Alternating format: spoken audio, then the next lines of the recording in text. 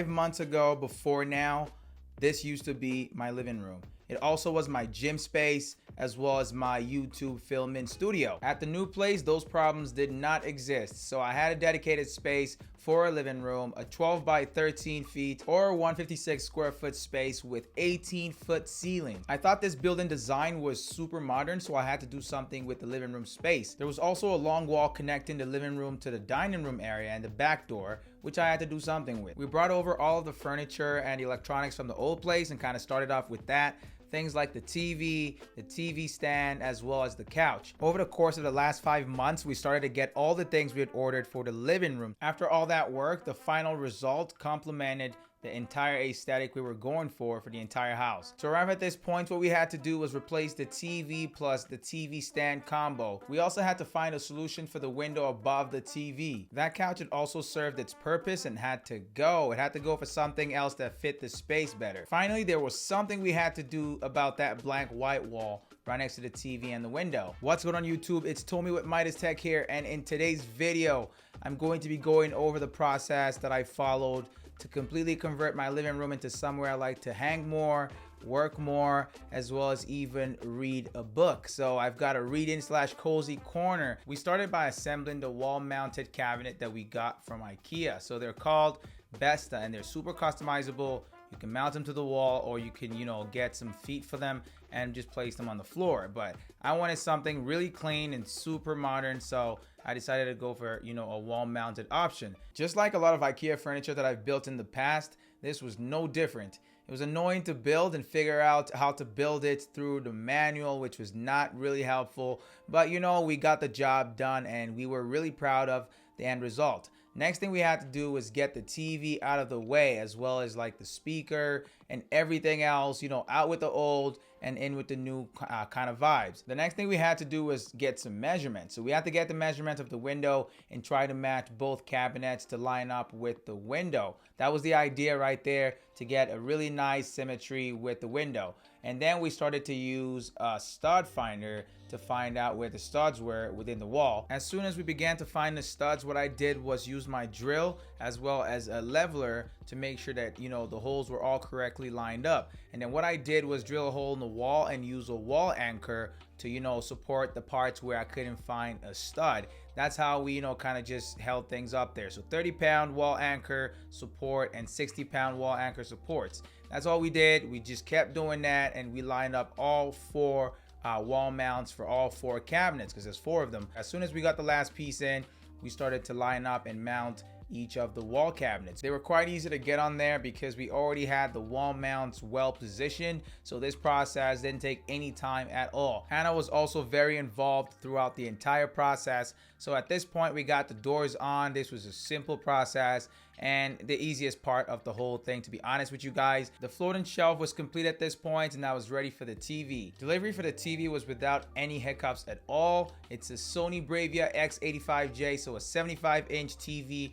which was perfect for the space. I was replacing a 65-inch TV, which was an older model. We really wanted to see what the TV would look like above the floating shelf, so the unbox process was quick. And then we decided to mount it onto the wall using a full motion wall mount, so it can definitely hold the weight. I confirmed that. We also used a stud finder for this process to make sure we found some pretty solid studs to mount the wall mount onto, because without studs you might not have a good support for your TVs. We opted for a full motion TV wall mount so we could move the TV in whatever direction we needed it to go. So this way we could move it along the x-axis to the left or the right. We could also tilt it upwards and downwards. Taking off the final pieces protecting the TV screen was a really nice feeling, and I was excited to turn it all the way on, and really use it for all kinds of different things. So at this point I turned it on and I decided to set it up. So I was bothered by the cable that you can see on the right side, so I decided to do some cable management, and this time I opted for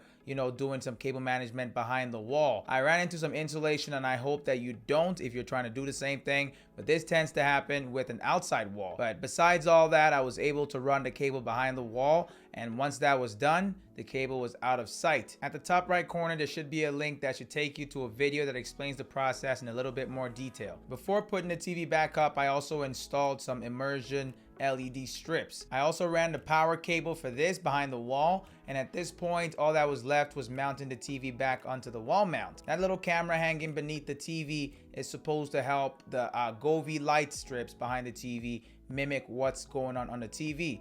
So the whole thing was pretty cool and pretty neat, and everything looked clean. The floating shelf with the LEDs underneath, as well as the LED behind the TV and the large TV. So the whole setup there was pretty clean, and I was really happy with what we had done with that little space right there. And just to keep the LED lighting consistent, I added one beneath the floating shelf to also make it stand out a little bit better, and I made sure to hide the cable with some cable concealers, which were white to match the paint of the wall. Since it was going to be challenging to get up there to operate the blind, we had to get something automated for that window above the TV. We picked up something from Budget Blinds, and honestly, I'm really glad that it works with voice assistants like HomeKit. And that's really helpful, since I already use HomeKit with a lot of things in the house. So there's the wall right next to the TV and the window right there that we had to do something with, and that was right up next. Our plan for this wall was to add a small slat feature wall. Take a section out of the whole wall and build a slat out of it. And what we had to do was measure out the different slat heights or lengths that we would need. Walls are usually uneven, so going for the same length of slats would have proven disastrous. So we had to make sure we were measuring to the 8th and the 16th and stuff like that. So we went to our nearest Home Depot to pick up these slats. They're called the mullion hemlock. The mullion hemlock is already cut to 1.5 inches wide, which is perfect for my project. They're already pre-treated and ready for staining and use of polyurethane. So the thing with these ones, all you have to do is get them cut to whatever sizes that you need them cut to. And I made sure to label each piece, by 1/8 or 1/4, which is what they might differ by. That way I could identify which one was for where. And then I brought them home and did, a bunch of staining with Hannah. So we did the first staining, which was about 30 minutes because there was 2 of us doing it. We used the water-based special walnut wood stain twice. So we had to stain the wood twice to achieve that dark walnut vibe that we were aiming for. Staining the wood the second time took less time. The next step here was to apply some polyurethane. The first coat took about 30 minutes to get on there, and it was also water-based and had a matte finish. So we applied 2 coats of this, for extra measure. I like to apply at least 2 coats to anything. For the next step, we had to draw out the outline for the painting as well as the slats. So we're going to put the slat wall right there, and we needed to draw the outline before we started to do anything at all. That way we know what we're working with. And we used a pencil, a measuring tape, as well as a leveler for this. That way we had an accurate measurement and didn't make any mistakes. And if we did, we could easily erase it since we were using a pencil to draw on the wall. Once this was done, it was time to lay the first coat of paint. So we had picked up some paint from Sherwin-Williams earlier for a different project in the bedroom. We used the same black paint with an eggshell finish for this project as well. We started by applying painter's tape to the corners and then using the cutout brush as well as a roller to apply the paint. The second paint coat followed a similar process, and you want to do this because this is how you really get all that color in there, especially when you're painting black on white or white on black. I love applying the second paint coat because this is when you really see the beauty come out. This is when all the spots that you missed really get hidden, and the color takes over. So we decided to cut out one of the wood slats because we had an outlet on the wall that we had to get around. So we had to cut it according to size, and we had a little Midas saw that we just used to do that in the basement. It was quick and easy. All it takes is careful calculations and extreme care while cutting. The next step involves using nails, very thin nails, to attach the slats to the wall. So I was going to use a nail gun for this process. So we're not going to just be using a nail for this. I also used a nail glue. So no more nails basically is what I used, to provide extra support for the slats when they're being attached to the wall. And this process is always my favorite part because this is the last part right here. You get these on there and you have yourself a feature wall. As a guide for the spacing in between each slat, we used an extra piece of wood that was shorter than the rest, and that way everything looked really uniform. And this was the result. It was a really nice slat wall that kind of separated the living room from the dining room area, and I really loved it. As a final touch to add to the warm and cozy feel of that area, we added a Sorrento Vanilla 28-inch Mondo chair from Urban Barn.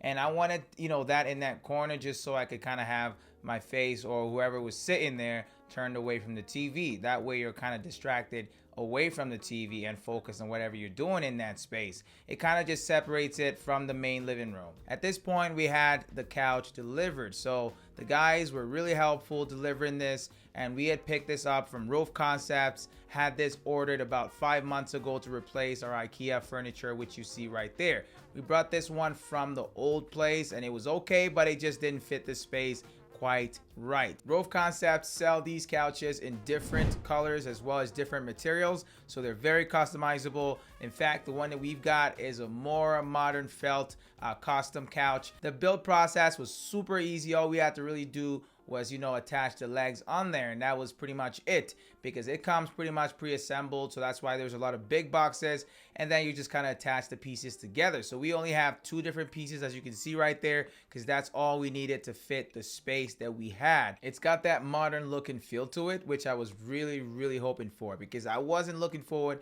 to returning this couch and ordering another one, because that wait time was something else. But I'm glad it all worked out very well. I kind of did a little bit of sweeping, cleaning up the living room, took my chance right there. The couch also comes with a nice walnut console or a side table. The console right there is really nice to have because you can use it to store your remotes to keep them out of sight, or even for having drinks and whatnot close by. So it helps you keep that, minimalist modern look, which I'm really loving. I've been loving it so far, man. It's really nice to have. At this point, I wanted to add some ambient lighting underneath the couch, and I decided to go for some nano leaf LED strips to match the ones underneath the floating shelf. All you had to do was get the 3M tape to stick underneath the couch. It wasn't quite easy in that the tape would not stick well to the cloth underneath the couch, and what I had to do in this case was use another double-sided tape to apply extra support to the 3M tape. Eventually, I got both 80-inch strips to stick underneath the couch, and that was the end of that process. So this allows me to, switch between different color modes, turn on and off the LEDs directly from an app, which is pretty sick in my opinion. And honestly, I really love it for underneath the couch because it kind of brings that area to life, because there's no other source of lighting in that area besides that extra lamp that I've got right there. I might also consider adding additional light sources to the area, but I'll have to see if that's even necessary at all. I've also got my IKEA lamp frame from a couple years ago that I've installed a smart bulb inside of, so that way I can add additional lighting whenever I need it in the space. So it's more than enough so far. Like I said, I'll have to wait and see how it is over time. But that's basically all the light in there that I've added. By this point, everything was pretty much done. The couch was built, the console, the TV were both mounted. We had built the feature slat wall, and had like that little cozy corner. The final result was essentially a space that me and Hannah were proud that we had worked on and completely transformed. And it's never over, especially with me. I'm always looking for ways to improve on what I've already done and how to make the space better. I hope you guys have enjoyed this video, or at least gained some inspiration or some knowledge from it. Let me know down in the comment section what you guys think about it, and if you guys are working on any interesting projects of your own. I've included links for everything used within the video down in the description below, so make sure to check that out if you're interested in anything. Drop a like if you enjoyed the video, and subscribe if you're interested in seeing more content like this. I'll see you in my next video. It's Tommy with Midas Tech, and I'm out, y'all.